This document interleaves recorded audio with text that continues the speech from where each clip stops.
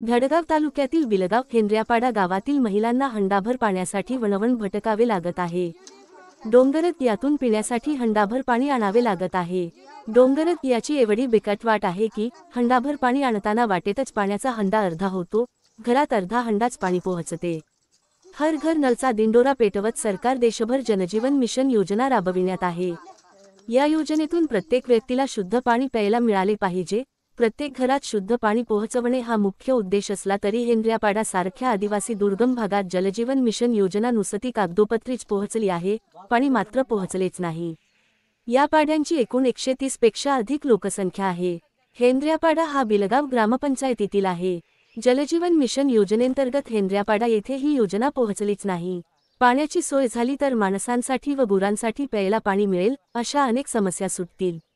तरी जलजीवन मिशन योजनेंतर्गत धडगाव तालुक्यातील बिलगाव हेंद्र्यापाडा येथे पाण्याची सुविधा करून द्यावी, अशी मागणी बिरसा फायटर्स नंदुरबार संघटनेकडून प्रशासनाकडे करण्यात आली आहे। हर घर नलचा दिंडोरा पेटवत सरकार देशभर जनजीवन मिशन योजना राबविण्यात आहे।